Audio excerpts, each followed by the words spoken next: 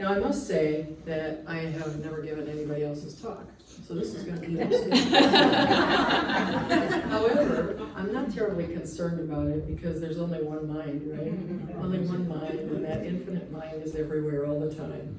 So I know that in that unity and in that divinity, this is just a wonderful divine appointment, and we are gonna have a good time. Yep. Yeah, we are. So the title of the talk today is Divine Right Action. And there's a lot of conversation about divine right action. I know that you've heard Reverend Stephen say in some of his talks and everything that when we pray, we can pray divine right action. Well, I was having lunch with some folks that I know, some of my friends, and we were talking about what exactly does that mean? You know, what happens when you pray divine right action? Well, divine right action means that God created and knows the big picture. That God knows how everything interacts with everything else. And it means that there is harmony within each thing in the universe that bonds one element to another. It is the best or the most, it is perfection. Do I have any feedback on this? A little hot. Can you crank me down a hair there? I don't want to be echoing in everybody's ears. I could hear it, so I figured you had to. Want to be keeping it going for the duration of this thing. So what actually happens when we pray divine right action? Well, Ernest Holmes, our founder, stated this. He said, we should think of our spirit being some part of the universal spirit, and of our minds as open to the divine influx. As any specific knowledge must come from the center of all knowledge, it follows that whenever and wherever the mind of man is open to the divine influx, it will receive instruction directly from the center and source of all that is. Sounds easy, doesn't it? All we have to do is stay open and info comes in. Well, that's good. When we accept and allow that divine influx, it happens really well. And we know that however a situation, we rest in the absolute faith and trust that however a situation turns out, infinite wisdom and intelligence directs that outcome. This lifts our prayer up to the realm of what our human vision and condition can not conceive, and allows the infinite to provide beyond our limits the things that we know as humans, beyond that little constraint that we have within us that we've been watching for years and deciding that must be how it is. So, in every one of us, there is a divine essence that is hardwired into the genetic, spiritual material from which we emanated. We were created by spirit, right? And in us, every little particle, there's some of it in there. So that divine essence that is within each and every one of us is available to us every minute of the day, always. When we commune with that divine essence, when we confer, when we have planning committee meetings with it, we open to the infinite to guide us with great love and joy. We step out of that human conditioned thought frame that says, no, you can't do this, or you must do it this way. We step out of that panic that then propels us into the idea, as soon as there's a little bit of a challenge, well, how am I going to fix this? What am I going to do? And we start planning and thinking, and all the little hamsters in our head are going around and around and around and around, right? You know what I mean about those hamsters. That's part of what we got born with, was the hamsters. They came in too. And they go on those little wheels, and their little arms, and their hands are moving. So, when we open to the infinite to guide and assist us with great love and joy, we have a wider range of possibilities. In fact, infinite possibilities are available to us for anything that we think, do, or pray about, or ask for. And divine right action is a very good way to pray. And by all means, always ask for what you want help with. We can talk to the infinite about anything. Anything that you want to do, anything that you want to be, anything that you want to have, any direction that you want to take, talk to Spirit about everything you can think of. Now I have to say that the infinite is closer than our breath.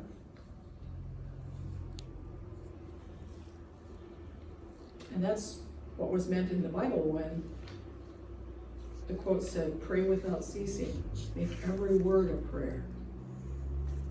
I'll tell you, I talk to the infinite all the time, and I have friends who laugh at me. I was telling a friend of mine the other day, I go down the grocery store aisle and I'm talking to God, and everybody thinks I'm some daffy old lady.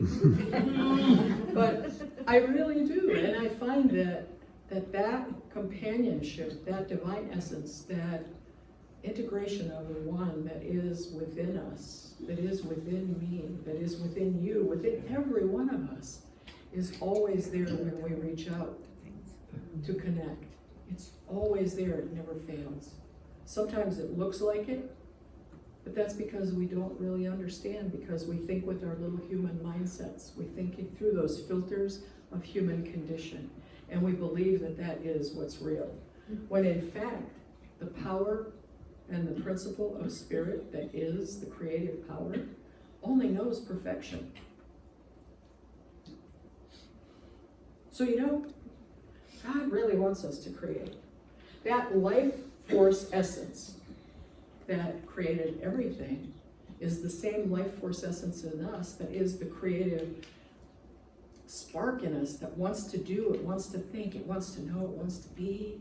We have such infinite abilities for creative expression.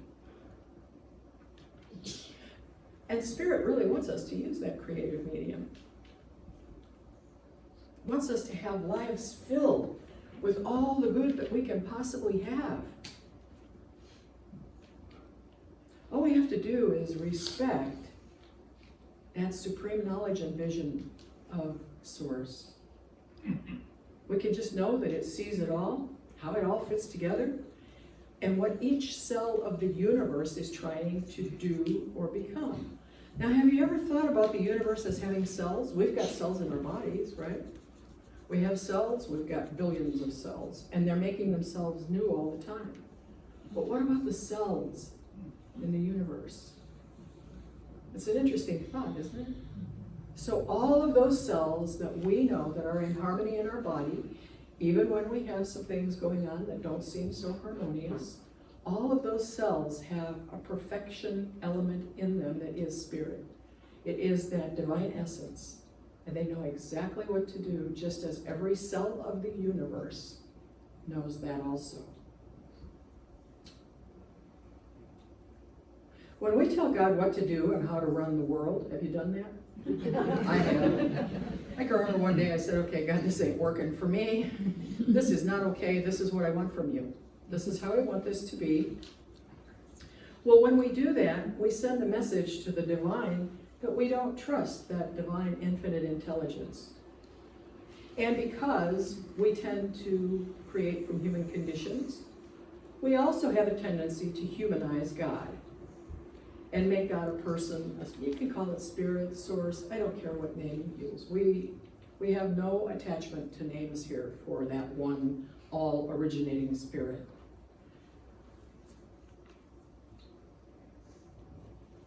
When we humanize God and use a personality of, ooh, God wants this for me, or God wants that for me, we enter judgment. And then it's kind of like putting filters on Spirit that doesn't have any Spirit. Infinite Spirit, infinite divine intelligence, infinite wisdom has no boundary. It has no restrictions. It has no judgment. It has no limitations. So this personalizing of it puts a limitation that then reinforces the human condition for us, this human condition of limitation. And then we're pretty sure that nothing's going to work out right. Well, it didn't work for me, and God can't do it either, so we better throw the baby out with the bathwater here. Excuse me. As we translate or picture the infinite as any kind of human condition, it really makes it harder for us to trust that. And therein Therein lies the benefit of divine right action. Ta-da. You thought I'd never get to it, did you? When we commune with the divine, we see evidence from spirit that surpasses human conditioned thoughts and results. We see things that happen that are sometimes unexplainable, sometimes seemingly miraculous, sometimes just really weird, and sometimes just plain funny. Because I do believe that there is a personalness to spirit that allows us to commune with it, and that there is that sense of humor, and there is that sense of compassion, and there is that warmth, and that wanting to hold us and be compassionate and care for us and nurture us with that infinite intelligence and that divine love that Karen spoke about, that divine love that exists within each and every one of us. So I say, trust God. Let's make God bigger in our lives and believe that it is helping us in every way to fulfill our greatness. We were meant to express and create beyond limitation. And if you look at the changes over the years in our lifetimes and the things that we've seen that have been created that are remarkable, we are great creators and there is greatness. So let's be aware of how much Spirit trusts us to be unique expressions of itself. It says here, run with it. Take this infinite intelligence and power and beauty and love and joy and light that is me and run with it. It trusts us, it respects us, and it loves us. Open to trust the divine. Open to trust the divine to create the highest and greatest good in your life through divine right action.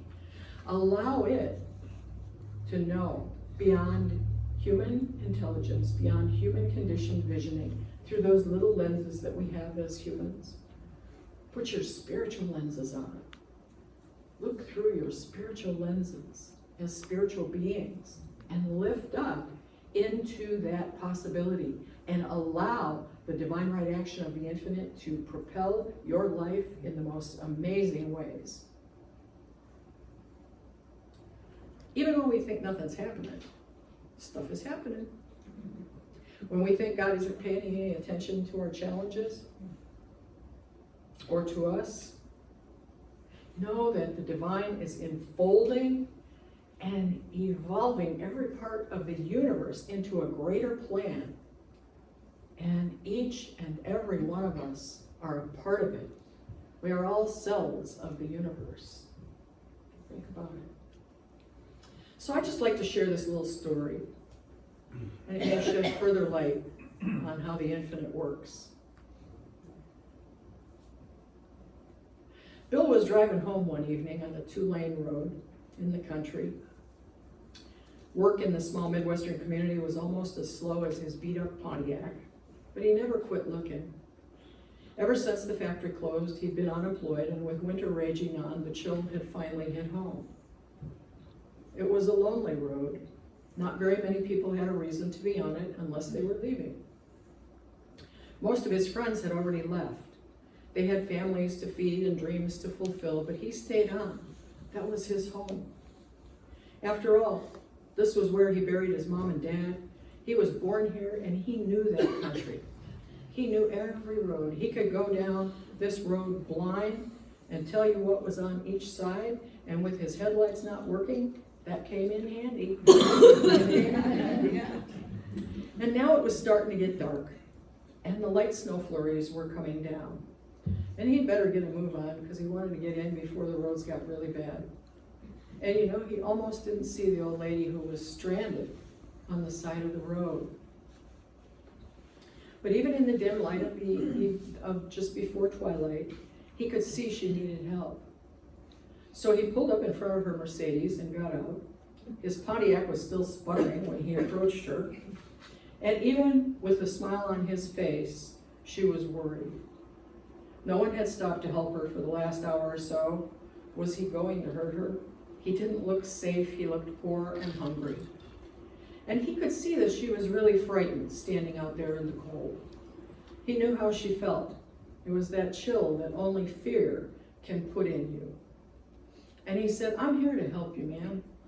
Why don't you wait in the car where it's warm? And by the way, my name is Bill." Excuse me. Well, she had a flat tire. But for an old lady, that was not a good thing. So Bill crawled under the car looking for a place to put the jack, and he skinned his knuckles a time or two, and soon he was able to change the tire, but he had to get his hands all dirty, and sometimes they got hurt. As he was tightening up the lug nuts, she rolled down her window and began to talk to him. She couldn't thank him enough for coming to her aid. She told him that she was from St. Louis and was only just passing through and had gotten stuck there. Bill just smiled as he closed her trunk. She asked him how much she owed him, and any amount of money would have been all right with her. She had plenty. She had already imagined all the awful things that could have happened had he not stopped. Bill never thought twice about the money. This was not a job to him. This was just helping someone in need, and God knows there were plenty who had given him a hand in the past. He had lived his whole life that way, and it never occurred to him to act any other way. He told her that if she really wanted to pay him back, the next time she saw someone who needed help, she could give that person the assistance they needed. And Bill added, "Just think of me." So he waited until she started her car and drove off. And it had been a cold and depressing day, but he felt really good and warm inside as he headed home, disappearing into the twilight. A few miles down the road, the lady saw a small cafe. She decided she wanted to grab a bite to eat and take the chill off before she made the last leg of her trip home. It was a dingy-looking restaurant, one of those little side road diner things. Sometimes they have the best food, though. Outside were 2 old gas pumps, and the whole scene was very unfamiliar to this lady who was very definitely in a different social strata than this town. The cash register was like the telephone of an out-of-work actor. It didn't ring much. Her waitress came over and brought a clean towel to wipe her wet hair. She had a sweet smile, one that even being on her feet for the whole day couldn't erase. The lady noticed that the waitress was nearly 8 months pregnant, but she never let the strain and eggs change her attitude. The old lady wondered how someone who had so little could be so giving to a stranger. And then she remembered Bill. After the lady finished her meal and the waitress went to get her change from a $100 bill, the lady slipped right out the door. She was gone by the time the waitress came back. She wondered where the lady could be, and then she noticed something written on a napkin with several $100 bills wrapped in it. There were tears in her eyes when she read what the lady wrote. It said, "You don't owe me a thing. I've been there too. Someone once helped me out the way I'm helping you. If you really want to pay me back, here's what you can do. Don't let the chain of love end with you." Well, there were tables to clear, sugar bowls to fill, and people to serve, but the waitress made it through another day. And that night, when she got home from work and climbed into bed, she was thinking about the money and what the lady had written, and how could she have known how much she and her husband needed this? With the baby due next month, it was going to be hard. She knew how worried her husband was, and as he lay sleeping next to her, she gave him a soft kiss and whispered in a soft, low voice and said, "Everything's going to be all right. I love you, Bill." Bill had been the one who changed the lady's tire. And so it is. Divine right action.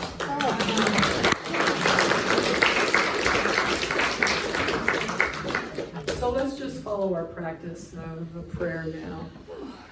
Yeah, we got to take a breath. That's powerful. That's divine right action.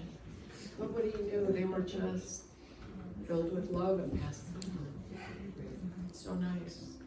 And with this holiday season, may it be a reminder to all of us to respond with love. That's our motto. So just taking a moment and allowing that divine, infinite, loving presence that is always in us, as us, through us. It is the very core of our being, to just let it to settle in and to be within us and to feel it and to commune with us. Just open your heart now to that loving presence. Just open your heart now to the infinite love of the one that is expressing in, through, and as you every minute of the day. And as I speak this word today, I speak a word for everyone everywhere around the world who may be cold, hungry, fearful. And I know that divine right action prevails. Love prevails in every scenario.